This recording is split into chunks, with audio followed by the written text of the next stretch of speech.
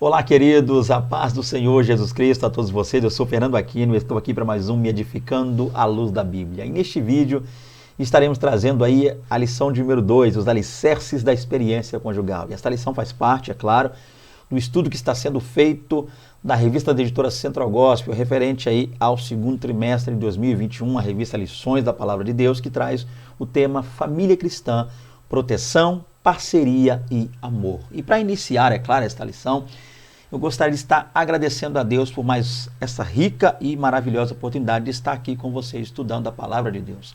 Louvo a Deus também pela vida do meu amigo e irmão Alex Leira. Varão, Deus te abençoe poderosamente, nosso irmão diácono lá do Rio de Janeiro, diácono Alex Leira. Muito obrigado por mais uma vez estar nos auxiliando aqui, né? Foi esse homem de Deus, essa bênção que nos enviou a primeira lição e também agora nos enviou a segunda, ok? Eu havia dito a vocês a dificuldade que eu estou tendo aí de conseguir a revista, é uma questão ligada à logística, né? Devido a essa questão de alguns lockdowns que estão acontecendo aí, também está para acontecer algo aqui no meu estado, mas o Senhor mais uma vez se fez presente, nós estamos aqui gravando este vídeo para louvar e exaltar o nome dele. Então vamos começar então a lição 2, gente. Para começar, o nosso texto bíblico básico está lá em Cantares 8, versos 5 ao 7, 13 e 14. Também 1 Coríntios, capítulo 13, os versos 4 a 8, parte A. Temos o nosso textuário que está na Epístola aos Hebreus, capítulo 13, verso 4, e diz: Venerado seja entre todos o matrimônio e o leito sem mácula, porém aos que se dão à prostituição e aos adúlteros, Deus os julgará. O nosso comentário vai dizer aí, né, a palavra introdutória. A experiência conjugal alicerça-se em diversos pilares. Nesta lição discorreremos sobre 4 deles, a saber, fidelidade, amizade, santidade e honra, por serem indispensáveis à manutenção da saúde emocional de todo e qualquer casamento. Então, para começar, tá aí, né, gente? O assunto de hoje está muito bom, a experiência conjugal, falamos sobre os alicerces, né? Dessa experiência conjugal que alicerça, o que dá base, o que garante, o que sustenta, a princípio, a chamada experiência conjugal. E é claro que muitos são os alicerces, diversos são, a gente viu isso já no início da revista, mas hoje trabalharemos com esses 4 aí, tá? Vamos aprender um pouquinho sobre o que a fidelidade, a amizade, a santidade e a honra, é claro, podem trazer de maravilhoso e abençoado ao nosso casamento. E também o texto bíblico básico do presente estudo está lá em Cantares 8, 5 ao 7, eu já disse, né? 13 e 14 está lá.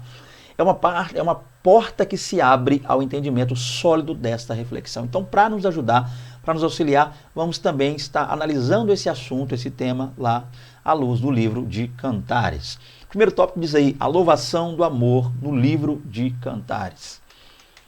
Cantares é, por assim dizer, um grande poema de amor, que tipifica o relacionamento ideal entre um homem e uma mulher. Então, gente, para começar, o assunto é maravilhoso, é importante, experiência conjugal, a gente vai começar isso à luz, é claro, da Bíblia Sagrada, e na Bíblia a gente vai estar trazendo o primeiro livro aqui para esse estudo, o livro de Cantares. O que eu preciso dizer, é claro, antes de iniciar tudo isso aqui, é dizer que o livro de Cantares, ele é de grande relevância, tá? Ele é de fundamental importância para esse estudo que é a vida conjugal. O grande problema é que muitas pessoas não entendem isso, ou não veem desta forma. Infelizmente, alguns acabam só visando o lado espiritual do livro e deixando de lado assuntos tão importantes como esse. A gente sabe que existem muitas interpretações para esse livro. As mais comuns, ou as mais famosas, são que esse livro é uma alegoria, na qual aí seriam os personagens, todos eles sendo fictícios, então Sulamita e rei, tudo é fictício. E a ideia aí nessa alegoria é simplesmente exaltar, enaltecer o amor de Deus pela nação de Israel. Há quem também, analisando aí, com base na igreja, na cristandade, traz também a ideia de que esse livro representa, tipifica o amor de Cristo para com sua igreja. O ponto é, gente, que a gente não vai focar essas questões aqui, tá? Não que elas não sejam válidas, mas eu acredito que para essa lição, não pelo fato de estar falando de questão conjugal.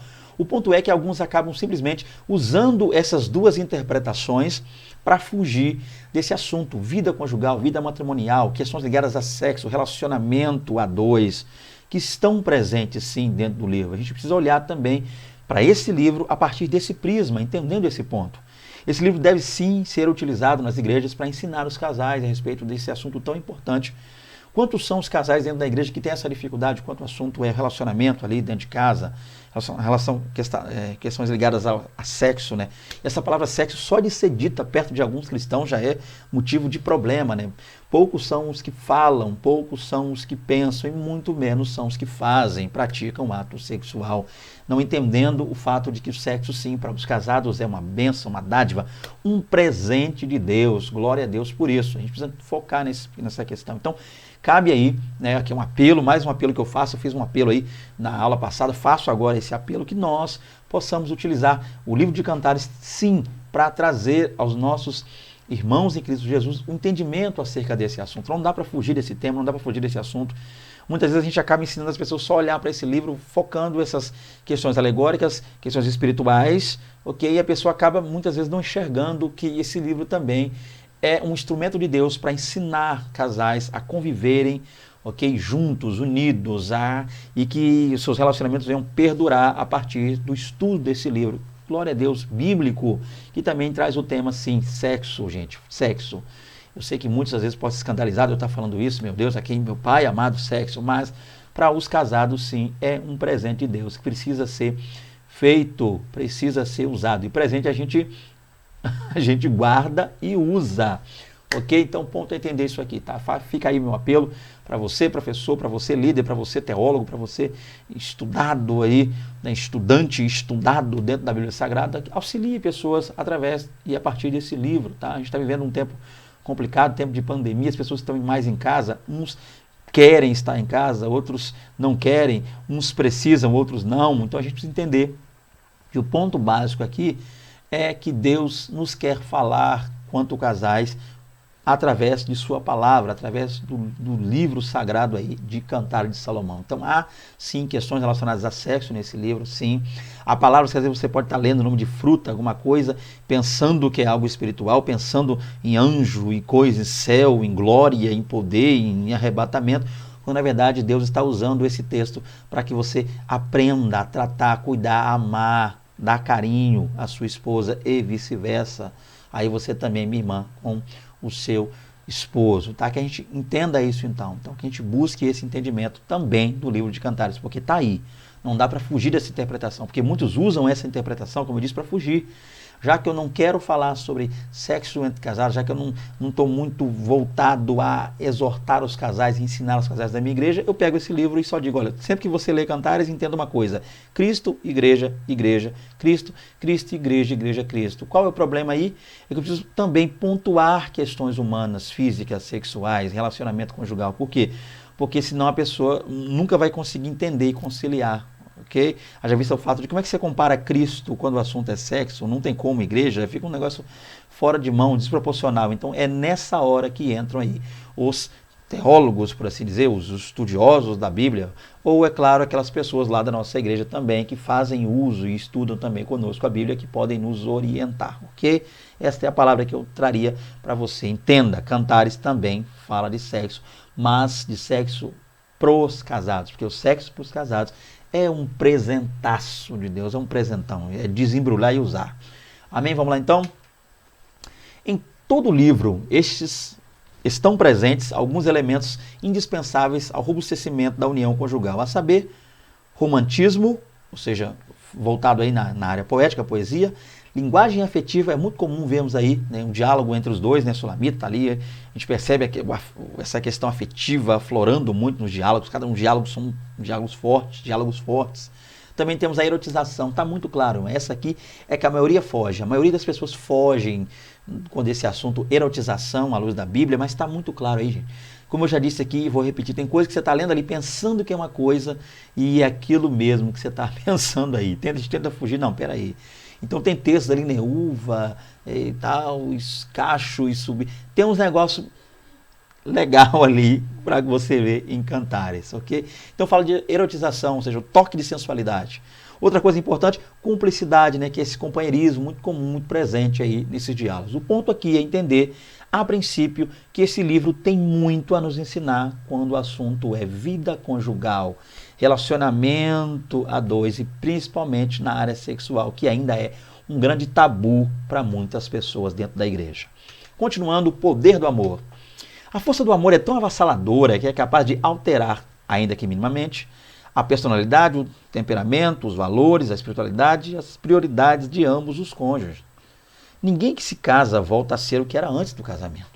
Então, para começar, outra coisa que é importante, que a gente precisa falar também aqui, na vida, da vida a dois, da vida conjugal, é entender que o amor, ele é muito poderoso. O amor, ele trabalha de uma forma tão gloriosa, que ele trabalha, como diz aqui o comentarista, alterando, mudando, otimizando, até colocaria, né? Melhorando, aprimorando as coisas. O amor, ele tem esse poder de melhorar, de aprimorar. Ele joga por terra tudo que é ruim, tudo que precisa ser quebrado, derribado, destruído, arrancado, extirpado. Ele levanta com algo novo. Ele reforma aquilo que está velho, né, quebrado, e levanta com algo novo e glorioso para nossas vidas. Então há coisas que são mudadas, alteradas, claro que sempre para melhor quando o assunto é o amor. E o amor, no nosso caso, o amor genuíno, um amor onde Deus é o centro. Então o ponto é importante. O que pode ser mudado? Às vezes o que é mudado? A personalidade. Pessoas tinham uma determinada personalidade quando viviam sós, ali nesse solteiro, sou assim, nasci assim, morro assim, ninguém me muda. Tá para nascer quem muda. Aí alguém brinca e fala, um dia você vai casar, um dia esse negócio vai mudar. Um dia você vai ver, ainda faz assim, aí se apaixona, se namora, daqui a um pouco aquela pessoa com aquela personalidade que ela dizia jamais que seria alterada, seria mudada, agora é uma outra pessoa completamente diferente. Outra coisa que muda também é o temperamento, né? Pessoas que são explosivas, iracundas, pessoas que são apressadas demais, né? E quando casam se acabam descobrindo, através do amor, o amor lhes faz esperar por determinadas coisas. O amor lhes faz dizer coisas que eles jamais diriam. O amor lhes faz acalmar no momento de ira, de raiva, de explosão. Então o amor também trabalha gloriosamente o temperamento. Outra coisa que o amor também muda, altera e abençoa gloriosamente são os valores. Né? Aquilo que a pessoa tem como valor na sua vida, a visão que ela tem, né? A pessoa acostumada a mentir, acostumada a não se importar com ninguém, acostumada a viver para si só, acostumada a ser uma pessoa egocêntrica, acostumada a ser uma pessoa narcisista. Aí quando se casa, o amor vem, gloriosa a Deus. Quando o amor chega, melhor dizendo, na vida dela, né? Independente de casar, ou primeiro ou não, ou seja, quando o amor vem, namoro ou noivado, quando o amor acontece, quando o amor se revela a essa pessoa muda seus valores, ela passa a amar mais o outro em detrimento de si mesmo, ela passa a ver a vida com outros olhos. O amor é maravilhoso. Outra coisa que muda é a espiritualidade. Pessoas que diziam jamais se voltarem a Deus, céu, glória, mentira, balela, eu sou ateu. Até quem diga, mas quando o amor vem, a pessoa descobre que esse amor que essa pessoa sente, tem, nutre, foi dado por Deus. Essa nova fase da vida é uma nova fase dada por Deus. Então há pessoas que realmente se entregam ao Senhor, têm a sua vida mudada, restaurada, e espiritualmente falando também, passam a ser pessoas mais que se aproximam mais de Deus, mais próximas ali no assunto é fé e espiritualidade. E por fim nós temos também aqui a pessoa que, através do amor, ela tem as suas prioridades mudadas. Então, ao longo de sua vida, uma vida egoísta, egocêntrica, minha prioridade é isso, para mim, pessoas que nunca pensaram em seus pais. Quer ver um exemplo interessante? Aquele solteiro que nunca pensou nos pais, os pais lutando, pagando contas, sustentando essa pessoa, a pessoa arrumou um emprego quando solteiro, nunca deu um centavo em casa, nunca ajudou a pagar uma conta de água, luz, telefone, internet, algo do tipo, nunca auxiliou com a renda da casa, nunca pensou em nada disso. Simplesmente uma pessoa voltada somente a si. A prioridade dessa pessoa era a sua felicidade, suas viagens, seus sonhos, suas realizações, suas concretizações. Mas um dia o amor chegou. Aí essa pessoa descobre, através do amor, que essas coisas precisam mudar. As prioridades precisam agora ser outras.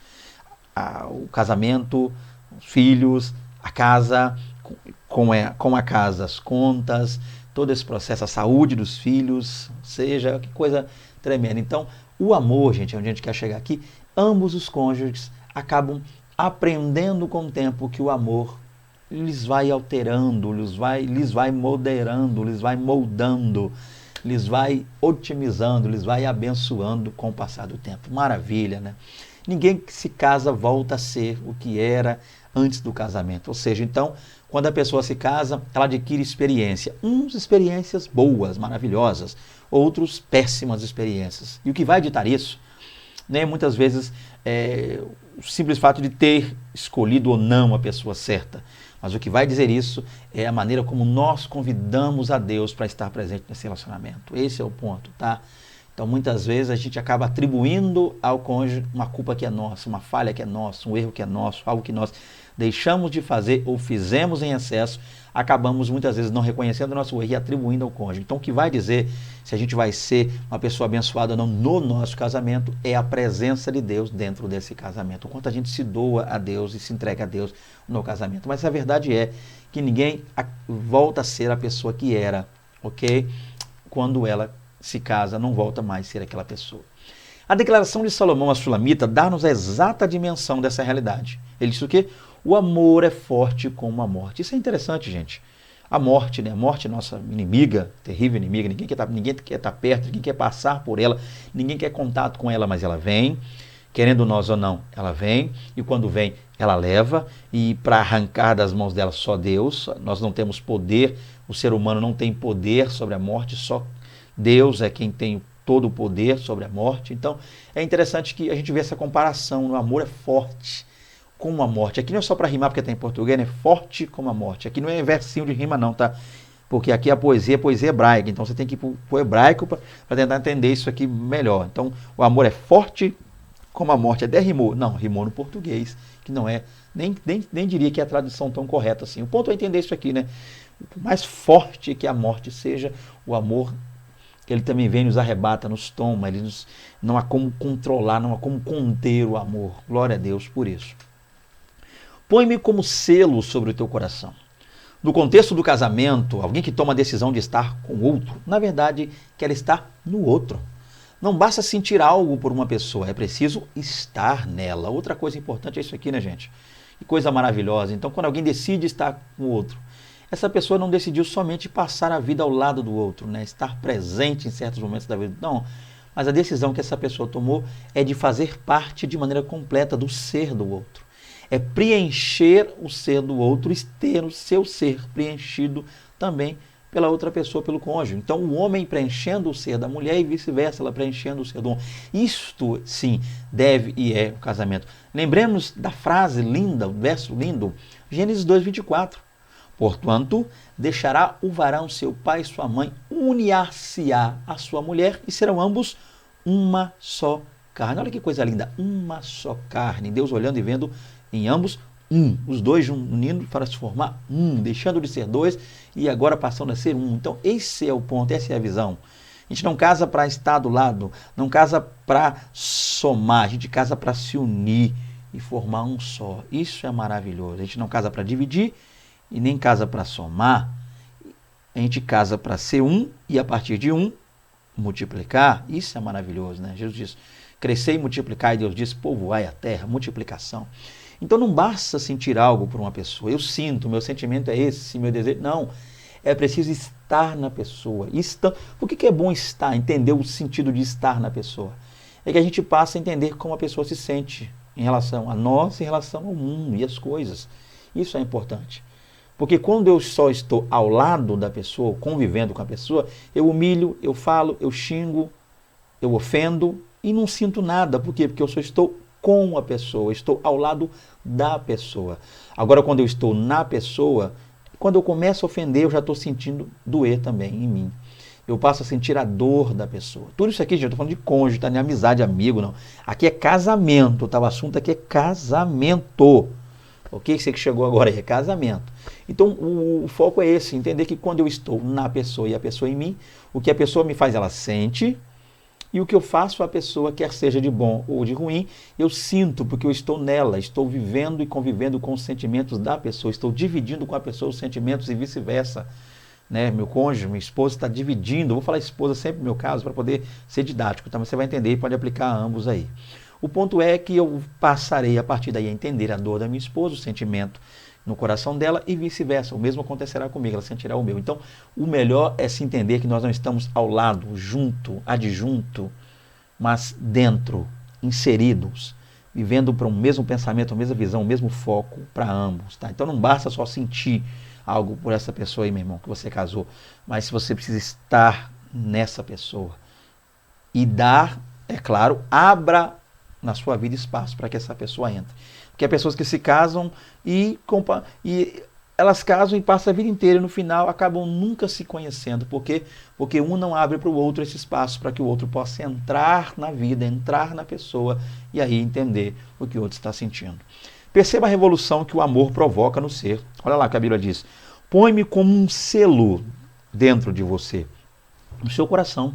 O amor é de fato forte como a morte. Olha que maravilha. Então, o ponto aqui é entender uma coisa, selo, nessa questão aqui. O selo ele tem algumas peculiaridades. Uma dessas peculiaridades que o selo tem é identificação. Através do selo você identifica algo. Não está selado, não sabemos de quem é, quem pertence. Então o selo identifica. Olha que coisa linda. Segundo, o selo ele identifica e segundo, ele fecha. Eu vou usar uma palavra aqui que ultimamente está sendo mal utilizada e gera problema. Ele lacra, né? A palavra lacrar está dando problema. Mas ele lacra, tá? Ele sela realmente. E por fim, é claro, ele dá valor, ele demonstra o grau de valor. O selo faz essas três coisas. Então, põe-me como um selo, ou seja, me põe dentro de você em que sentido? Me põe nesse sentido aí, em primeiro lugar, de identificar, que eu me identifique contigo a fim de que você se identifique comigo. É o ponto que Salomão está citando aí. Esse é o diálogo dele com a sunamita. Então a gente precisa entender isso aqui no relacionamento. Essa questão da identificação. Um se identifica com a dor do outro, também com a alegria do outro, com a tristeza do outro também, né, com o choro, com o pranto. Que os sentimentos de ambos sejam, por ambos, um no outro, identificados através do selo. Então me põe no seu coração como um selo. Segundo, que haja esse ponto de fechar, de lacrar, tá? Até no caso de proteção, o selo ele protege um documento, tornando o documento inviolável. Quando você sela um documento, o documento passa a estar a partir daí protegido. E esse selo é a garantia de que esse documento, ao ser aberto indevidamente, será violado. Então, quando há a questão do selo, o selo ali identificando, mostrando, dando a identificação, e por fim, selando, lacrando, protegendo, essa proteção que vem no selo. E por fim, o selo também dá esse valor, porque é através do selo que você identifica e sabe o quanto vale, é o selo que diz o quanto vale aquela correspondência, aquele documento, e no caso aqui no coração, o selo valorizando. Então, eu quando me peço para minha esposa, me põe dentro de ti, ou seja, que haja em você o meu valor e vice-versa, que haja em mim o seu valor. Esse deve ser o ponto e essa deve ser a visão dos casais quanto a isso, né? Então, põe-me como um selo sobre o teu coração. O amor é muito mais que um sentimento. Ele sempre será fruto de uma decisão pessoal. O texto de Cantares é um convite à tomada de decisões. Sim, gente, está muito claro isso aqui em Cantares. Ao ler, sempre que você lê Cantares, você volta e meia, no enredo de Cantares, nos vai mostrando sempre esse desejo e nos convidando, nos chamando, conclamando-nos a tomar uma decisão. Que decisão é essa? Amar, amar e amar. Amar sem reserva. Amar gloriosamente. Amar direcionados por Deus. Que o amor seja límpido, genuíno, claro, puro, sereno, tranquilo. Amar. Esse é o ponto básico aí dentro do livro de Cantares, que a gente possa amar, amar e amar. Estamos sendo convidados pela leitura desse livro, o Espírito Santo nos chama aí como cônjuges a amar um ao outro, ok? O Espírito Santo faz com que quem lê seja impulsionado a amar genuinamente, de maneira cristalina, o seu cônjuge. Deste modo, pode-se afirmar que a realidade do amor conjugal está diretamente relacionada ao quê? Às atitudes que tomamos para fortalecer o nosso relacionamento. Olha que coisa maravilhosa, então. Como é que você sabe realmente se o amor está presente na vida conjugal? Se o amor é uma realidade ou simplesmente uma fantasia, um pensamento, uma utopia? Como é que se sabe? O amor, ele é demonstrado a partir do esforço que nós fazemos para que o nosso relacionamento dure, perdure. Quanto mais você se doa, quanto mais você se entrega, quanto mais você se esforça, quanto mais você busca, quanto mais você empreende ali para o seu relacionamento dar certo, aí sim você vê a realidade do amor. Então, esse esforço que estamos fazendo dioturnamente pelo nosso cônjuge, para que a nossa união não se finde, isso aí é sim a demonstração de que esse amor é real. Porque quem não se importa não está nem aí. Quem se importa não faz nada para que haja essa manutenção no amor. Quem não se importa não liga, não elogia, não dá um carinho, não conversa, não dá atenção, não para ouvir, se diz parar para ouvir, não presta atenção. Isso aí isso demonstra que não há realidade, isso demonstra que o amor não está presente. Mas a realidade do amor, a certeza de que o amor se faz presente no relacionamento, está na maneira como a gente busca, empreende, se dispõe ou até mesmo se predispõe a lutar, a batalhar, a pelejar em prol de que esse relacionamento esteja sempre firmado, de pé. Então, isso que vai mostrar. Isso nos mostra realmente se o amor está ou não. Tá? Quanto mais você tentar fortalecer o seu relacionamento, maior será e melhor será a visão da realidade do amor conjugal aí dentro do seu casamento. O amor não se clona, amor não se copia. É importante destacar nesse tópico, que pelo fato de sermos seres únicos, cada indivíduo desenvolverá com o seu cônjuge o seu jeito próprio de amar, a sua forma especial de viver o amor. Então, para começar, primeiro ponto aqui, olha que coisa interessante, a gente acaba vendo uma coisa, gente, 7 bilhões e meio de pessoas no mundo. Isso faz de nós indivíduos. Então, duas pessoas dentre 7 bilhões se unem para formar um casal, e nesse casal formar, né, um só com o outro, como a Bíblia mesmo fala, né? Então, olha que coisa interessante e maravilhosa aí. O fato de entender que, pelo fato de existir diversas pessoas, cada um com seu ponto de vista, sua visão, cada um traz, onde eu quero chegar é que cada um traz para um só relacionamento, para o seu relacionamento, cada um traz sua vida, suas práticas, seus desejos, seus pensamentos, sua visão, sua cosmovisão. Então, essas pessoas veem ambas pessoas diferentes, com pensamentos muitas vezes distintos entre si, decidem se unir, se apaixonam e a partir daí, quando a chama do amor está acesa, olha que coisa maravilhosa, esse casal acaba criando, com todas as dificuldades e com todas as diferenças, e quando eu falo diferença aqui, gente, muitas vezes é só no que tange pensamento, tá? Porque casal, biblicamente falando, não tem essa, tá? Não tem essa. Heterossexual, monogâmico, não tem nem o que dizer. Eu nem perderia meu tempo para falar de outro tipo de coisa aqui, porque casal, à luz da Bíblia Sagrada, é homem e mulher, ou seja, um casal heterossexual, ok? E casamento monogâmico. Casou, só os dois ali, amém, até que a morte os separe. Então eu não vou nem tentar explicar uma coisa que já está muito clara nesse ponto. Então quando eu digo diferença, você entendeu que diferença eu falo. De pensamento, divergências. Muitas vezes tem visões iguais. Por exemplo, há casal que o camarada gosta de dormir com a luz acesa, mas a mulher só dorme se a luz estiver apagada. E aí, como é que faz agora, irmão?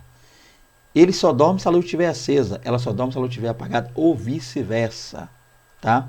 Como é que eles vão fazer? Diferenças, mas se unem e Deus agora, a partir do amor, começa a trabalhar gloriosamente na vida desse casal.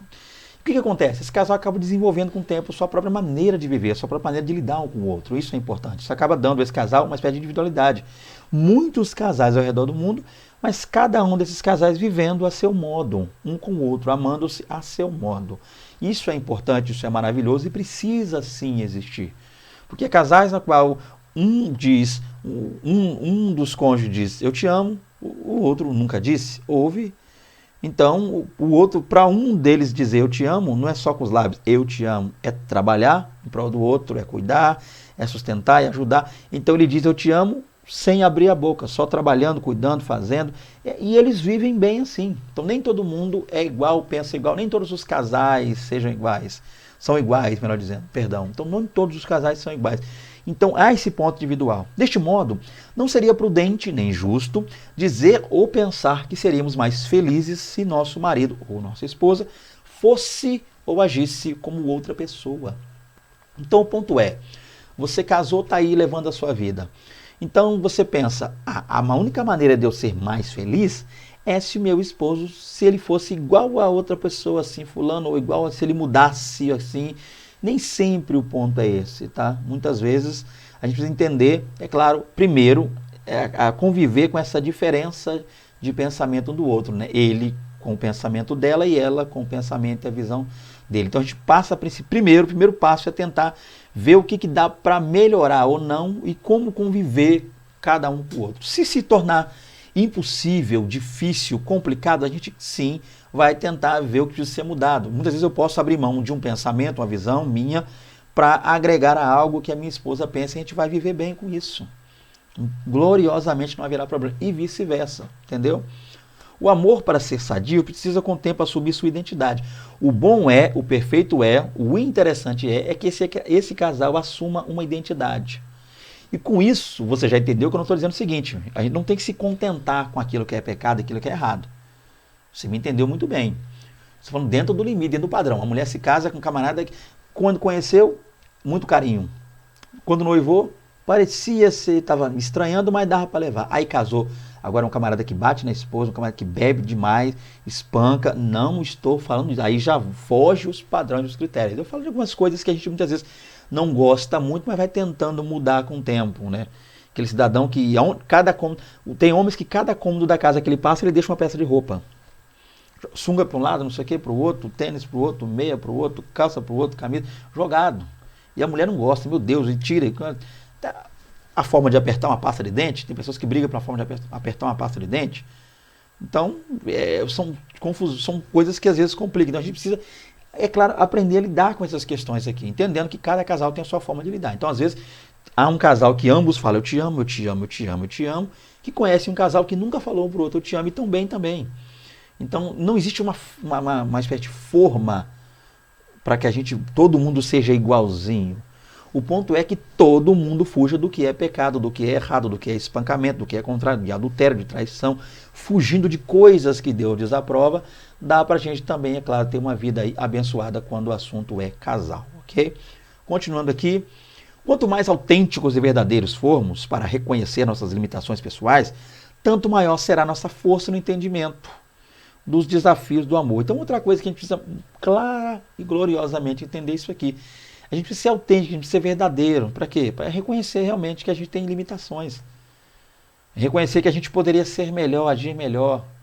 A gente poderia mudar mais o nosso ponto de vista a fim de abençoar a pessoa que está do nosso lado. Então dá para a gente abrir mão de certas coisas, certos pensamentos, mas a gente só vai fazer isso se houver em nós isso aqui, autenticidade. Se houver em nós isso aqui, ó, verdade.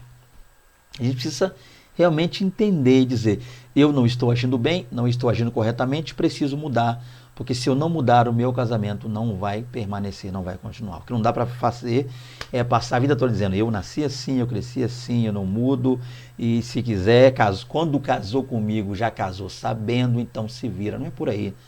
A gente precisa mudar, moldar com o tempo, para que haja bênção no nosso casamento. Vamos lá. Põe-me como selo sobre o teu coração, ou sobre o teu braço, perdão. Põe-me como selo sobre o teu braço. A expressão utilizada por Salomão, põe-me como selo sobre o teu braço, Cantares 8:6, desperta-nos para a seguinte realidade. O verdadeiro amor é explícito, perceptível, visível. Ninguém pode escondê-lo, pois está estampado na alma como uma tatuagem. Então Salomão usou um termo lá, põe-me como selo sobre o teu braço.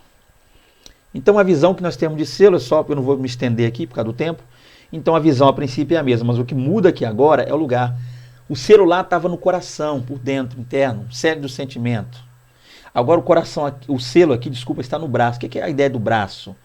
A ideia de algo externo, visível, com amor também sendo visível. É eu dizendo, olha, que todos vejam o quanto eu te amo. Isso que é importante. Que o homem possa dizer para a mulher, que o mundo inteiro saiba que eu te amo. Que a mulher reciprocamente possa dizer ao esposo, que o mundo inteiro saiba também que eu te amo. Que todos possam ver. Que o nosso amor fique na vitrine. Que o nosso amor fique nos holofortes. Que o nosso amor fique aí para que todos possam ver, todos possam contemplar. Então o amor, gente, o amor verdadeiro é isso. O amor verdadeiro não esconde nada. Então, de repente, você se casou com alguém que essa pessoa nem tem coragem de pegar na sua mão na rua. Gente, que dor de cabeça é essa? Não pega na mão na rua. Beijo na rua, então, Jesus. A pessoa diz que é pecado um casal beijar na rua. Olha que complicação, então. Então, precisa ser explícito. Todos precisam...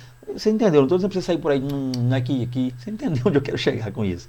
O fato é que é perceptível, as pessoas precisam saber realmente que existe um amor entre você e seu esposo e vice-versa, você, meu irmão, e sua esposa, tá? A fim de que as pessoas possam entender até mesmo que há um limite para lidar com vocês, até onde ir para lidar com vocês. Por quê? Porque tem gente que, eu vou falar aqui, desculpa falar, eu preciso falar, não estou aqui para ficar passando a mão na cabeça de ninguém, nem massageando o ego de ninguém. O ponto é entender que tem pessoas que são muito carinhosas, muito cuidadosas, muito gentis com pessoas externas, estranhas, de fora, desconhecidas, e com seu cônjuge não consegue ser. Muito educadas com pessoas aí fora e não consegue ser o mesmo. Bom dia, boa noite, boa tarde, paz do Senhor, como vai, tudo bem? Tá pesado, quer que eu carregue? Quer sentar? Pois não? Com licença. E com a esposa não consegue ter essa educação toda, esse jeito, esse carinho todo. Não consegue dar um bom dia para a esposa, não consegue dizer, amor, como você está? Ou não consegue chegar do trabalho e dizer, amor, como foi o seu dia? Maravilha. Então, essas coisas precisam ser vistas. As pessoas que estão ao nosso redor precisam ver. Ele disse, põe como uma tatuagem aqui, ó, estampa, põe nas indeleves aqui, ó, põe alto aí para todo mundo ver, em alto relevo, o meu amor para você, para que todo mundo saiba que a gente se ama. Então, esse é o ponto, né? Põe aí, me põe como um selo sobre, não sobre o teu braço, ok? Então, realmente é isso aí, gente. O amor precisa ser visto por todos, né? O casal precisa, tanto você, minha irmã, precisa mostrar ao mundo que você ama seu esposo precisa mostrar ao mundo que te ama, ok? É explícito, é perceptível, ao longe se vê. É aquele casal que um minuto ao lado dele a gente fala, gente, como esse casal se ama, né? Como é bonito. Nossa, que coisa linda, gente. Esse casal, como é bonito. Todos vejam, é visível, tá? Que não haja dúvida quanto ao amor no casal. O amor resiste aos dilúvios da vida. O amor resiste às intempéries, aos desconfortos e às tempestades da vida. Ele é como a pira olímpica que sobrevive aos jogos e assiste à coroação dos vencedores. As competições acabam, mas a chama permanece acesa para servir de testemunho à história. Olha que coisa interessante. Então, outro ponto que a gente precisa falar também é sobre a resistência que o amor precisa ter nas nossas vidas, tá? O amor resiste, sim, ele resiste, mas a gente precisa manter acesa essa chama. Então, o que o amor resiste? As intempéries, os problemas do dia a dia. O desconforto, aquela situaçãozinha inesperada, né? Uma palavra triste, uma coisa ruim. Você faz, esperando um elogio e só tem bronca, só tem palavra contrária, só tem... A pessoa às vezes te humilha, ao invés de simplesmente te elogiar, entender que aquilo que você faz, ver o que você faz só com obrigação, o marido que só vê o que a mulher faz com obrigação, a comida é obrigação dela, se vira, lavar roupa é obrigação, lavar minha cueca é obrigação, o camarada fala, né, da esposa, então não entende, esse é um desconforto da vida, grita com a esposa perto das pessoas, para deixar ela destabilizada. E também as tempestades, que são aquelas coisas que do nada vêm, inesperadamente vão e vêm contra nós. E ele compara aqui o comentarista, o amor, né, como uma pira olímpica. O que é a pira olímpica? Aquela torre alta, onde a gente vem com a tocha ali, né, e acende, para iniciar a Olimpíada. Antes que se inicie a Olimpíada, acende a pira, ela fica acesa. E a ideia que se tem é que ela permaneça acesa durante toda a Olimpíada. Durante todo aquele período ali, todo aquele tempo ali, ela deve ficar acesa, representando tudo que está acontecendo ali. E o amor é assim. Então o amor vem, aquela pira linda, é aceso, e vem a luta, vem tempéria, vem prova. Aqui eu até usou o exemplo dos competidores lutando na Olimpíada, cada um esforçando contra si, competindo com o outro, aquela coisa toda. Aí quando acaba aquela competição, a chama está lá acesa. Foi acesa antes e permanece acesa depois. Assim é o amor. Vem as lutas, vem as provas, vem as adversidades, vem as dificuldades, vem as intempéries, vem desconforto, vem a tempestade, vem tudo de ruim, mas o amor está ali aceso, firme, mantendo esse casal junto, ensinando ambos a vencerem todas as adversidades juntos, um do lado do outro, e também, como aprendemos, um no outro, inserido no outro. Por que um no outro? Para fortalecer, ele dando força a ela e ela dando força a ele sendo a força dela e ela sendo a força dele, ambos juntos lutando contra as adversidades que vêm ali contra o casamento deles, contra a vida, né, contra o amor deles. Então, o amor precisa ser na nossa vida como a pira. Bom exemplo, isso aqui bem colocado, né? Aceso, sempre ali, firme. Enquanto a vida insurge-se contra nós, o tempo, a luta, as adversidades, os problemas, a gente vai vencendo um ao outro, enquanto a chama do amor está lá, acesa, para depois contar a história. Esse casal passou por tudo de ruim, mas estão aí juntos.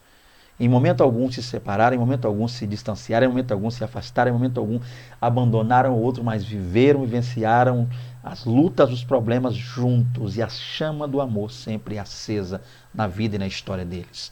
Em cada fase do casamento, vive-se uma forma de afeto, até que se chegue ao amor sobrevivente. Este se fortalece em meio às lutas, às quedas e às lágrimas. Olha que coisa linda. Então a gente vê que, é claro, gente, o casamento ele é formado de diversas fases. Eu particularmente tenho eu posso dizer só porque eu considero pouco ainda, 20 anos de casado. Então há muita coisa para que eu aprenda ainda quanto a casamento. Só tenho 20 anos. Mas o interessante é que a gente vê mesmo que o casamento são fases. Aquela fase inicial, regrada, ciúme, a gente não tem experiência com nada. Onde você foi, vai aonde, com quem, onde você estava, por que demorou até agora. Ei, tá onde? Tá fazendo o quê? Ei, alô, cadê você? Não chegou ainda por quê? Essa é a primeira fase. Aí ela vai ser seguida de outras fases. Os filhos vão chegando, a gente está inexperiente quanto aos filhos, não sabe o que fazer, não sabe a temperatura de uma madeira, não sabe como trocar uma fralda, não sabe a roupa. O pai segura e balança, e quando o neném chorou, já dá para a mãe. Chorou, toma, pega, chorou, não sei o que fazer. Coisas que a gente vai, e depois com o tempo a gente vai aprendendo a lidar, auxiliar, ajudar. O casamento em si passa por fases, ok?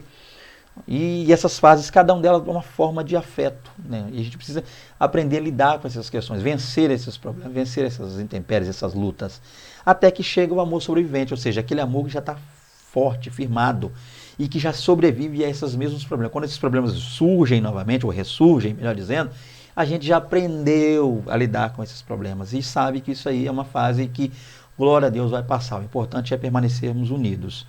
E ele se fortalece em meio às lutas, isso é maravilhoso. Quanto mais lutas, mais forte. Quanto mais adversidade, é claro, quando há entendimento em meio a elas e quando há Deus no centro do casamento, a gente vence. Quedas, né? Muitos casamentos que sofrem, passam por quedas, infelizmente separações, vai e volta, problemas. Pessoas que não vigiam acabam trazendo uma terceira pessoa para o seu relacionamento, só vão entender quando quebra a cara, sai de casa, vai morar com o outro, desculpa a expressão, se lasca para lá, aí depois volta para casa, coisas que eu nunca vivi, glória a Deus, nunca presenciei, não pretendo, a gente vê, né, com parentes, família, a gente vai descobrindo ao longo do tempo aí. O ponto é, e também, é claro, as lágrimas, que estão sempre presentes. Tá? As lágrimas são sempre presentes. Por quê? Porque, infelizmente, é uma coisa que os casais aprendem, que a gente não deveria aprender, mas os casais aprendem. O que um aprende com o tempo a machucar o outro. Os cônjuges aprendem a usar frases que ele sabe que aquela frase, quando é dita para ela, vai acabar com ela. Muitas vezes começa, geralmente, a briga no casal, começa no cabo de guerra. Ele fala algo, ou vice-versa, ela fala algo, então um fala algo piorzinho, um grau vai aumentando, é como um potenciômetro. Um fala uma coisa, o outro, fala outra, mas aí fica os dois. Aí um não gostou do que falou, fala uma maior. O outro, é assim? Fala uma pior. E vai indo. E fala. O que é? Então toma também. Aí vai. Aí chega um ponto, é o limite, chama de limite, né? O potenciômetro, a gente vai de 0 a 10. 0 a 10. 10 é o limite. Mas aí, quando chega no limite, infelizmente, ou ele ou ela já conhece o ponto fraco um do outro, ou ambos conhecem o ponto fraco, sabe que já tem aquela frase, aquele assunto, aquele ponto que quando toca é para derrubar o outro e destruir de vez. Aí lança aquele ponto, né? Aquela famosa frase que muitas vezes joga tudo para o alto, explode. Então, infelizmente, como o casal já sabe fazer isso, aprende com isso e acaba com essa frase, ou com esse pensamento, ou com essa lembrança, destruindo e arruinando todo o casamento. Mas Deus forja, né, o amor de tal modo que se pode dizer dele, nem as muitas águas poderiam afogá-lo. Então, quando Deus está no negócio, irmão, nem as águas, nem as lutas, nem as palavras ruins, nem as dificuldades, nem as adversidades têm o poder de destruir e acabar com esse tão abençoado e glorioso amor. Vamos lá. Segundo tópico, os pilares do casamento.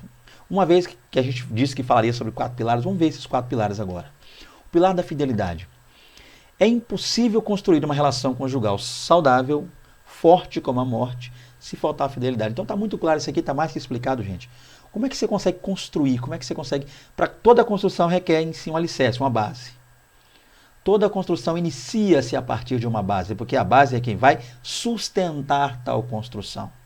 Sem uma boa base, a construção tende a cair. Lembra que Jesus citou 2 exemplos? Casa edificada sobre a rocha e, ao contrário disso, casa edificada sobre areia. A tempestade que veio sobre a casa vem em mesma intensidade. Perceba que o texto é idêntico. Vem a chuva, vem o vento, as mesmas lutas vêm sobre as duas casas, no mesmo grau, mesma intensidade, mesma força, só que o problema é que uma perdura não porque a construção por cima é boa, mas porque a base é sólida. Então, é impossível construir uma relação conjugal saudável se faltar fidelidade. Então, para começar, uma das partes fortes do alicerce é a fidelidade. Construir tudo o que vai acontecer no noivado, namoro e casamento em cima, a partir da fidelidade. Quando falta fidelidade, que acaba sendo aí, claro, o oxigênio da relação conjugal, porque o casamento entra em estado de asfixia, colapsa e agoniza até a morte. Então, se faltar fidelidade, gente, porque fidelidade, querendo ou não, ela é oxigênio, ela faz a relação respirar bem. Porque desconfiança todo mundo tem. Ah, tal, mas peraí, mas quando há a fidelidade vence tudo isso. Não, fulano é fiel, ciclana é fiel, amém, não, tenho certeza, estou bem, não há o que dizer, não há o que pensar, ainda que alguém venha trazer caraminhola para a mente da pessoa, não, estou bem, glória a Deus. Então, o casamento continua respirando e muito bem, glória a Deus. Quanto mais fiel se é, mais protegida será, ou estará, perdão, a relação. Em termos metafóricos, pode-se dizer que a fidelidade é como um muro que protege o relacionamento. Então, usando uma metáfora aqui para falar sobre fidelidade, a gente percebe que uma metáfora pode ser usada é o muro. Então, nesse sentido, a fidelidade ela protege. O casamento está ali, então ao redor do casamento há uma grande muralha. Isso é maravilhoso. Todo homem e toda mulher precisa ter a certeza de que seu cônjuge é, para ele e para ela, um jardim fechado, um manancial cerrado, uma fonte selada. Ninguém mais tem acesso senão ele. Uma das coisas que mantém um casal bem é saber o seguinte: eu sou eu sou dela, ela é minha, e vivemos juntos, um do outro. Esse é o ponto abençoado aí, a se entender. Maravilha. É quando um tem certeza que o outro é só dele. Isso que é maravilhoso no casamento. Então a gente precisa entender. E como é que a gente consegue ter essa certeza? A partir da fidelidade, ser fiel. Independente de estar perto ou não, precisa haver, há necessidade de se haver essa fidelidade. É a fidelidade que vai dessa base, porque ela acaba atuando como um muro. Em que sentido? O muro é para proteger-nos de algo externo. Isso que é maravilhoso. O muro não é só para que algo que está dentro não fuja, mas também protege de maneira externa, para que não haja invasão. Você comprou um lote. Se você não murar seu lote, abençoado, abençoada, daqui a pouco tem alguém fincando estaca lá e tem uma cabaninha, a barraquinha de estucada lá no seu lote. Invasão. O MST vai para o seu lote porque você não murou, cercou. Então, uma das garantias de proteção, até para dificultar que um ladrão venha entrar, que por caso ele queira entrar, ele precisa ter que pular um muro alto, enfrentar uma cerca elétrica, e lá dentro tem outras coisas protegendo também. Assim é a fidelidade. A fidelidade é esse muro que cerca. Ela que te dá essa segurança de estar bem. O casal está bem dentro através da fidelidade. Essa proteção maravilhosa que acaba sendo a fidelidade. Fazendo entender um ao outro que a pessoa só pertence ao outro, ok? Coríntios 7, né? Esse é o ponto maravilhoso. Não tem mulher o poder sobre o seu corpo, mas tem o marido. Não tem o marido o poder sobre o seu corpo, mas tem a mulher. 1 Coríntios 7, leia também, que é bom aí para a sua aula. Ok? Tem essa ideia de que é um jardim fechado, um manancial cerrado, uma fonte selada, algo lindo, maravilhoso, mas que só eu tenho acesso. Assim é minha esposa. E vice-versa. Eu também, algo que só ela tem acesso. Consequências da infidelidade conjugal. Além de abrir caminho para o divórcio, a infidelidade conjugal, ela faz o quê? Ela faz outras coisas. Além dela já abrir caminho, gente, para o divórcio, ela acaba fazendo outros pontos importantes. Por que a gente fala abrir caminho? Baseado lá em textos bíblicos. A prostituição lá, o adultério, sendo aí algo que daria margem, falando, para um possível divórcio, caso seja a vontade da pessoa, o desejo da pessoa. Então, o que mais que o divórcio faz? Ou desculpa, né? O que mais que a infidelidade faz? A infidelidade conjugal gera insegurança, a pessoa traída nunca mais confia. Sempre que a outra sai, vai aonde? Com quem? Fazer o quê? Que horas? Quando a pessoa sai, tá ligando o tempo todo, cadê você? Tá onde? Tá com quem? Tá o quê? Faz uma chamada de vídeo aí para você ver onde você tá. Gera insegurança, a pessoa fica insegura. Muitas vezes não está acontecendo nada, só aconteceu uma vez, aquela vez, mas infelizmente, por causa daquela vez, prepare-se, a pessoa precisa conviver com isso agora. O problema é uma pessoa trair outra uma vez e achar que a outra vai, amém, por mais que perdoe, mas não existe, não é amnésia, não foi uma pancada na cabeça. A pessoa, sempre que houver algo que lembre, a pessoa vai se lembrar e vai ficar meio cabreira com aquilo. Então ela gera essa insegurança. O casal não consegue mais viver de forma segura quando há aí esse problema do adultério. Continuando aqui, abre feridas na alma e no coração. Além disso, além de gerar essa insegurança toda, essa instabilidade, ainda tem esse problema de abrir ferida, machuca. A pessoa passa a viver com o outro, mas sempre ferida, sempre magoada, sempre machucada, ou seja, me trocou por outro. Dizendo que essa pessoa sempre vai se culpar pela atitude do outro.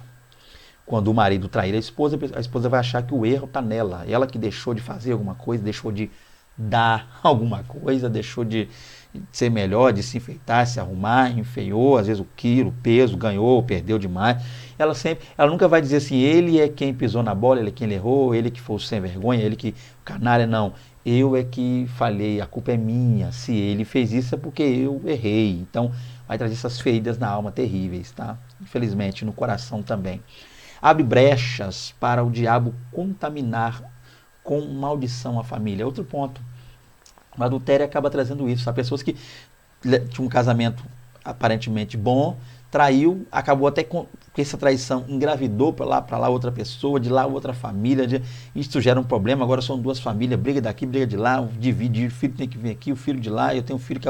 É uma confusão e o diabo fica rindo com a situação dessa, acaba colocando maldição, acaba contaminando, acaba gerando um problema terrível. Tá? E acaba sujando, maculando, manchando um casamento, uma união abençoada, destruindo, é claro, uma família. Ok? São as brechas que a infidelidade abre para que o diabo faça e pinte e borde no casamento. O pilar da amizade, vamos lá que tem muita coisa para falar ainda. Fidelidade e amizade são como gêmeas siamesas, né? São gêmeas que nascem agarradas, né, uma a outra, assim, muitas vezes colada, né? Tem que separar depois. Então, fidelidade e amizade são como gêmeas siamesas. Ambas conectam-se uma a outra em seu nascedor. Então, quando nasce ali o relacionamento, junto a ele, nascem duas coisas importantes, nascem coladas, a fidelidade e a amizade. Então, à medida que as pessoas vão se conhecendo, os cônjuges vão se conhecendo, vão tornando-se amigos, conversando, um passa a saber o que o outro gosta, o que não gosta, ou seja, como quer ser tratado, como não quer, vão tornando-se amigos, cúmplices, conversando. E, é claro, e junto a isso vai crescendo a fidelidade. Então, ambas juntas, fidelidade e amizade crescendo junto. Significa dizer que um homem não precisa apenas ter uma esposa, mas ter nela uma amiga. Do mesmo modo, a mulher não precisa apenas ter um marido, mas tê-lo como seu melhor amigo, porque amigos verdadeiros são leais. Eles não traem a confiança um do outro jamais. Outra coisa importante, gente, no casamento, é que essa amizade que deu início ao relacionamento continue, perdure ao longo do casamento. Então, ambos precisam ser, além de amantes, também, é claro, amigos. Conversar, procurar entender como foi o dia um do outro, como está o sentimento. E o bom da amizade é que a gente encontra na amizade essa brecha para falar realmente o que sente, o que pensa. Um dos grandes defeitos, se não o pior desses defeitos dos casais, é o fato de a gente encontrar muitas vezes, eu não falo a gente, tá, de modo geral, porque eu não costumo fazer isso não, mas pessoas que muitas vezes acabam encontrando confiança para conversar com um amigo de fora, externo, sobre o que está acontecendo no relacionamento. Pessoas que procuram outras para falar que não estão bem quanto o assunto a sexo no casamento, pessoas para... E a partir daí que saem as brechas para a infidelidade, para o adultério, são coisas do tipo. Então, esse tipo de conversa precisa ser feito, realizado no ambiente familiar, em casa. O casal precisa ter essa liberdade, como amigos, de falar um com o outro, olha, estou bem, não estou bem, você está me deixando assim, está me deixando assado e tal, e conversar um com o outro. Tem que ter essa amizade, essa cumplicidade, sabendo, é claro, que vai poder falar e não vai haver do outro represália nenhuma. O marido precisa dar à esposa essa oportunidade dela falar o que sente com ele, se escancarar, falar tudo o que sente quanto a ele, e ele entender que quando ele estiver errado, precisa mudar, melhorar, reconhecer o erro e vice-versa. Então, ambos precisam dar um ao outro essa liberdade, dentro da amizade, de conversar mesmo, mas falar abertamente, de maneira clara.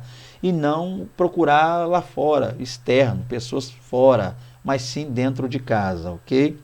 Vamos lá. Quão belos são os teus amores, irmã minha. Os apaixonados em Cantares não são meros amantes, que se fixam única e exclusivamente na dimensão erótica da relação, né? Só sexo. Eles também são irmãos. Há entre eles a força categórica, terminante e resoluta do que? Da amizade, a companheirismo, acolhimento, interlocução e diálogo. Então, como eu já vinha dizendo aqui, para a gente ir caminhando para o final, entender isso aqui, gente. Olha que maravilha. Irmã, esse termo irmã, que é claro que não é um fato biológico, mas a ideia de que o que fala de irmã? Fala de intimidade. O casal precisa ter com o outro intimidade para falar, para pensar, para agir, para mostrar e demonstrar o que um sente pelo outro. Não deve haver esse negócio de se enclausurar, se fechar e sentir do outro vergonha quanto a um sentimento, quanto a alguma coisa que quer falar. Precisa haver essa dimensão aqui. Tá? Isso que é maravilhoso. Então, esse casal aqui, que é o caso de Cantares, não era só sexo, era conversa, diálogo. É pensar um no outro, é conversar, é entender um ao outro. Isso aqui precisa acontecer. Tá? Muitas vezes o camarada acha que está abafando. O cara acha que tá botando para quebrar comigo e assim eu já chego logo e faço mesmo, minha mulher e tal. E não tem detalhes aqui, né? O cara já bota para quebrar. E a mulher tá, meu Deus, o cara ruim, fraco, ruim, devagar, apressado demais, meu Deus, o cara nem começou, já terminou. E o cara acha que tá bombando. Tá? E muitas vezes vice-versa. A mulher diz, o meu marido nunca vai achar, porque eu sou a tal, a demais. E o marido tá, meu Deus, mulher fria, tal, não tô lá, me expor. Então, se eles conversarem entre si, se houver essa amizade, né, esse companheirismo, esse acolhimento, essa interlocução entre ambos, esse diálogo entre ambos, não vai precisar, é claro, porque não precisa, levar esse assunto a terceiros. Porque dói, gente, é difícil, é complicado, tá? Eu falo assim, não tenho experiência, mas a gente trabalha com casais, eu trabalho com muitos casais ao redor do Brasil, muitas pessoas me ligam aí, é difícil, é lá que a gente não sai por aí falando da vida de ninguém, você me entendeu? É um sigilo completo, tá? Glória a Deus, eu sou muito sigiloso, glória a Deus. Mas o ponto é entender isso, que a gente ouve coisas que às vezes nos deixam meio pensativo, meu Deus, por que está acontecendo isso? Meu pai, que coisa terrível. A gente, claro, procura sempre auxiliar e ajudar, mas é tenso. Mas é claro que o homem conversa comigo e a esposa dele conversa com a minha esposa. Porque eu não converso com mulher de ninguém e a minha esposa não conversa com o marido de ninguém. Quando o assunto é dialogar, é orientar, pessoas nos procuram às vezes. Eu quero conversar, eu quero uma orientação. A minha irmã conversa com a minha esposa e eu vou conversar com o seu marido. Tem que ser assim, tem que ser assim. Então, fechando esse ponto aqui, vamos lá, tem que haver esse processo, para que o casal entenda, para que um não fale com o outro na rua lá fora. Para a pessoa muitas vezes não passar pela rua achando que está abafando e o de fora da rua sabe o que está acontecendo no quarto, na cama da pessoa, e a pessoa está achando que está bombando, abafando e está lá embaixo e a rua toda já sabe. Infelizmente tem gente que é assim. Eu mesmo conheço pessoas, pasmem vocês, inclusive pastores. Tá? Eu conheço, me veio uma mente aqui, não vou falar quem é ele não, mas me veio uma mente aqui, daqui da minha região, bem pertinho de mim aqui, que a pessoa conta um negócio que está acontecendo na cama, lá uma dificuldade que está tendo, e ele conta para as outras pessoas. Tanto é que ele chegou um dia a contar até para mim, que não tem nada a ver com isso. Eu falei, rapaz, você está doido, pastor? Vigia. Mas voltando aqui ao assunto, vamos lá. O ponto é isso aqui, gente. Amizade, amizade, amizade. O pilar da santidade. Não apenas os atos de traição, ou seja, com amante, né? Não apenas os atos lá de traição. Macula o leito conjugal. Não é só a traição que macula o leito conjugal, não. Imoralidades, pornografias e obscenidades tornam impuro o casamento. Então, às vezes, a pessoa não está no via de fato, traindo, não tem um amante físico, ou físico, não foi a via de fato. Mas é imoral, pensamento ruim, olha para uma pessoa na rua pensando naquilo, já trai pensando. Pornografia, é um viciado ou viciada em pornografia, não pode ficar um minuto sozinho. Um minuto sozinho é suficiente para acessar milhares de sites pornográficos. Obscenidade, né? Ato obsceno, tá sempre fazendo coisas. Tudo isso aí, gente, não é só não é só a traição fisicamente falando ali que macula o leito conjugal, não. Também são os atos imorais, pornográficos e obscenos, tornam o casamento impuro. Está muito claro isso aqui. Há uma frase cristã que diz: o pecado seria menos tentador se suas consequências ocorressem imediatamente. Ou seja, se a pessoa aprontasse agora e logo em seguida já tomasse a correção, ela pensaria 1 milhão de vezes antes de aprontar de novo. O problema é que a gente não entende isso, um negócio chamado morte espiritual. Muitos me perguntam, mas peraí, a pessoa está aprontando, parece que não está acontecendo nada, Deus não está vendo, não. É a morte espiritual, que é pior do que a morte física. Deus matou Ananias e Safira, por que Deus não mata esses pecadores? Deus matou Uzá só de querer ajudar tocando a harpa. Por que a pessoa não morre? E fica perguntando, muitas perguntas sobre isso, há perguntas e perguntas sobre isso. Gente, mas tem um negócio pior, chamado segunda morte, está lá em Apocalipse, que é a morte espiritual, que é a separação completa de Deus, terrível. Mas a gente vê esse ditado aqui. Já pensou se a pessoa aprontasse agora e o troco já viesse para ele agora? Apronta aqui, já paga pelo erro aqui mesmo. 10 minutos no máximo depois. Ela aprontaria uma segunda vez? Dificilmente. Pecado e morte são sinônimos. Precisamos reavivar a consciência de que o leque da imoralidade oferecido pela cultura odierna, ou seja, a cultura atual, é fatal para o casamento. Então a gente tem que entender isso aqui, gente. Ficar claro. Viver em santidade. E esse ponto que nós citamos aqui, né? Se o pecado seria menos tentador se as consequências ocorressem agora, a gente precisa entender, claro, que existe aí a pior das consequências, que é a morte espiritual. Então Deus faz como quer, quando quer, da forma que quer. Ele é glorioso. Só que tem um detalhe, gente. Pecado e morte são sinônimos. Esse que é o ponto. Então pecou, porque o salário do pecado é o quê? A morte. Está pecando? Se não houver arrependimento, mudança, retorno, conversão, morte certa. Então a gente tem que estar todo dia na mente, revivando a consciência, todo dia, de que o leque da imoralidade aqui é oferecido, de que esse leque abrangente de coisa ruim, esse monte de coisa imoral que o mundo oferece aí, né, que a cultura moderna oferece, é fatal. Tudo isso que o mundo está oferecendo aí é fatal, tá? É maléfico para o casamento, para a vida do casamento. Então a gente precisa fugir de toda aparência, fugir da aparência do mal. Então um dos pilares aí para um casamento abençoado é viver em santidade, ok? A responsabilidade dos homens. Cristo amou a igreja e entregou-se por ela para santificá-la. Está lá em Efésios 5, 25 e 26. Maridos, santifique a sua esposa. Santifique seu casamento. Como é que o marido santifica a esposa? Amando, respeitando, não traindo, sendo fiel. Como é que ele santifica o casamento? Da mesma forma. Amando a pessoa que Deus te deu pelo que ela é. Tá? E não usando desculpa. Eu só amava minha esposa porque ela pesava tanto. Agora ela pesa o dobro do tanto, então eu não quero mais. Não é por aí que a banda toca. Você casou com a sua esposa. Tá? Não com o peso da sua esposa. Porque muitas vezes esse peso que ela pode estar hoje é por até um descuido seu, uma coisa sua, nem sempre é dela. Então a gente precisa entender, conversar. Ame.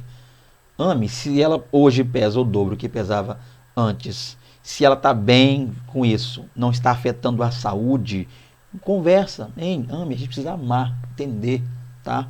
Glória a Deus por isso, entender o processo. Não leve para dentro de sua casa nada que possa torná-la impura.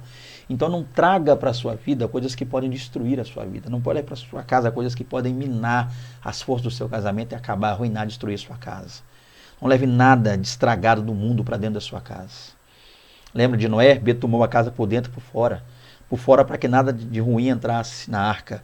E por dentro para que a pressão ali não estourasse e saísse. Então tem coisas que em casa precisam permanecer em casa. Situações difíceis que você está passando em casa, guarda na sua casa. Não precisa sair contando a sua vida para todo mundo. Coisas difíceis, problemáticas, complicadas que podem abalar o seu casamento, estrutura da sua casa, deixa na rua, deixa lá fora, nem usa. Some lá para fora, não pode entrar em casa. Nosso Senhor Jesus Cristo purifica sua igreja com a palavra. Façam vocês o mesmo em seu lar. Usa a palavra de Deus, irmão. Profetiza, ora, pensa, culto no lar. Abençoa, põe a mão sobre a sua família.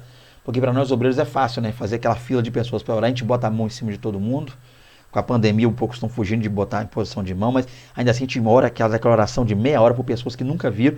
E para a mulher não consegue orar 1 minuto, para os filhos também não consegue orar 1 minuto. Então que a gente ore para a nossa casa, para santificar e abençoar a nossa casa. O pilar da honra. A ideia de honra associa-se aos conceitos de apreço, homenagem e crédito, respeito e conhecimento. Olha que coisa tremenda. Vamos lá. Dar honra não se limita à profissão de elogios aleatórios e esporádicos. Antes implica reconhecer de fato o valor de outrem em nossa vida. Então a Bíblia fala de honra, gente. Da honra que é digno de honra. A gente pensa que isso aqui é só para pastor, para líder. Vou honrar meu líder porque a Bíblia diz, não, honra sua esposa. Da honra quem é digno. Sua esposa é digna de honra. Honre sua esposa, vice-versa, honre seu esposo, minha irmã. Filhos, honrem seus pais. Esse é o ponto. Essa questão de honra aqui se aplica também à nossa casa, ao nosso dia a dia, ao nosso lar. Não só a questões eclesiásticas. Por favor, gente, por favor. Vou dar honra ao pregador tal que prega muito. Vou dar honra ao cantor tal que ele canta demais. Honra seu esposo, sua esposa. Honra sua família, sua casa também. Como é que a gente honra? Tendo apreço. Homenageando sempre. Dando crédito para que a pessoa viva. Respeitando e reconhecendo a pessoa. E outra coisa, da honra, não se limita só a ficar elogiando. Meu Deus, não é só de lábios, elogiando, falando palavras bonitas, usando vernáculo, palavra difícil, não. A gente elogia as pessoas, a gente dá honra, melhor dizendo, às pessoas, né? Não é só falando, elogiando de maneira aleatória, elogia aqui, ali, um negócio aqui, outro lá, e esporadicamente, uma vez na vida, outra na morte. Ou como eu disse no início, elogiando só quando quer alguma coisa. O camarada, muitas vezes a mulher percebe, o cara começa a elogiar demais, a mulher fala, é hoje, tá querendo o quê? Tanto é que tem homem que visando isso aqui, vou falar um negócio aqui, me entendam. Tem homem que, pelo menos 5 dias no mês, nenhum desses 5 ele elogia a mulher em nada. Por quê? Porque nenhum desses 5 dias, que seria uma média, não estou dizendo que 5... Você entendeu? Não preciso falar o que é isso aqui. Uma vez uma criança assiste. Então, durante 5 dias, em média, no mês, o marido não elogia. Por quê? Porque ele não vai poder ter o que ele quer. Então, a mulher não serve, não presta mais. Quando acabar, aí ele volta a elogiar. Não é por aí, não. Elogiar é reconhecer, é dar valor, é entender a importância. Meu amigo, às vezes, quando você, antes de você casar, você não tinha nada. Aí você conheceu essa benção aí. Hoje você tem, quem sabe, um carrinho abençoado, que você passa o domingo inteiro alisando esse carro e não põe a mão na sua mulher, 1 minuto, só alisando o carro. É um negocinho preto que eu não sei o nome, porque eu não tenho carro, tá? Um negocinho preto que passa no pneu do carro para ficar mais preto, um negocinho que passa lá umas pastas para brilhar o carro, e não sei o que, aspirar, e não sei o que tal. E a mulher, o cara não encosta o dedo, a mão, não chega, não dá um beijo, não dá uma mordidinha aqui atrás da orelha da mulher o dia inteiro lavando o carro. Pelo amor de Deus, meu irmão. Já pensou se você tivesse um ônibus? Meu Deus, aí que sua mulher nunca ia te ver. Um carro você passa o domingo inteiro lavando, imagine se você tivesse um ônibus. Então, você conhecia essa mulher, você não tinha nada. Quem era você? Nada. Não tinha carro, não tinha nem uma bicicletinha para andar, você tinha.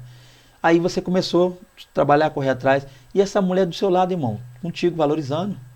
Lembra quando você foi construir sua casa? Quem foi sua ajudante? Você botando lá Jota. E quem trazia a massa para você? A mulher. Eu vejo muita mulher carregando areia, brita, cimento, virando maceira, ajudando o cara. O que acontece depois que a casa está pronta? Ele dá um pé nela e arruma outra. Dá um pé na de 40 e arruma 2 de 20. E isso não é honrar. Honre a sua esposa, honre a sua mulher, aquela que sofre junto contigo. Aquela que você fala assim, tem 2 bifes lá. Aí tem 2 bifes na panela, a mulher vem com os 2 bifes na panela e põe no seu prato. Você fala assim, oi amor, vai comendo. Ela fala, não estou com fome não. Que isso, irmão? Pensando em você. Ela deixou aquele bife lá porque ela sabe que você gosta, um carnívoro, né? Inverterado. Então ela botou 2 bifes para você no prato. Acorda cedo para fazer seu café, acorda mais cedo ainda para fazer sua marmita. Lava aquele uniforme cheio de graxa, aquela roupa suja sua. E você não honra, pelo amor de Deus, honre a sua esposa em nome de Jesus, cabra abençoado. Honre a sua mulher. Meu Deus. Secularmente, as homenagens são sempre prestadas sobre os olhos de muitas testemunhas. As honrarias são sempre explícitas e visíveis. Então, olha que coisa interessante. A gente vê que na área secular, como é que são as honras? Irmão, exército, meu Deus, aeronáutica, as honrarias, todo mundo aqui, aquele negócio, tudo multidões vendo. Já viu como é que é? Quando vai exaltar alguém, quando vai dar um prêmio ao cantor, um prêmio tal, não sei o que, o cantor revelação do ano, lotado a arquibancada. Quando vai honrar alguém cheio. Na área secular, a honra geralmente se faz com todo mundo vendo. Irmão. Do mesmo modo, no casamento, marido e mulher precisam honrar um ao outro em público sempre. Quer ver uma coisa tremenda? No meio da multidão, diga, casei com a melhor mulher do mundo. Amo a minha esposa, essa mulher é uma bênção. Gente, você não tem noção de quão maravilhosa, abençoada é essa mulher. O quanto eu faça isso, meu irmão. Faça isso em público, faça isso dentro da igreja, faça isso no shopping, faça na rua, faça nas redes sociais, grave vídeos falando a respeito da sua mulher, o quanto você a ama. Por favor, em nome de Jesus, honre a sua mulher. E vice-versa, eu estou falando homem ok para ganhar tempo, mas mulher, faça o mesmo pelo seu marido. Honre o seu marido. Concluindo, né? Vamos lá. Querer melhorar o casamento sem a bênção ou sem a ajuda de Deus equivale a tentar esculpir pedras com as próprias mãos. Olha aí que dificuldade.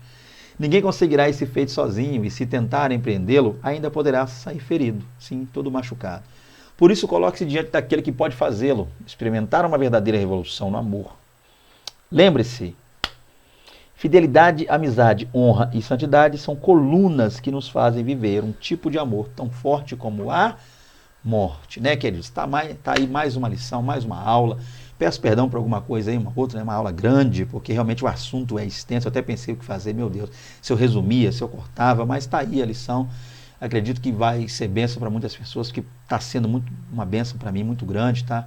Estou aqui fechando já, porque já está tarde, daqui a pouco. Eu me empolguei tanto nessa lição que eu vou tentar um negócio forte aqui hoje à noite. Minha esposa está ali no quarto me esperando. Orem por mim que o negócio vai ser bênção. Em nome de Jesus. A paz do Senhor Jesus a todos. Um prazer estar com vocês. Precisando da gente, está aí nosso contato mais uma vez.